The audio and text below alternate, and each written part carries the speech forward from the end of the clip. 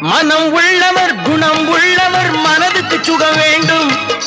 தனம் உள்ளவர் அதில் பாதியை பிறருக்கு தர வேண்டும். மனம் உள்ளவர் குணம் உள்ளவர் மனதுக்கு சுகம் வேண்டும்.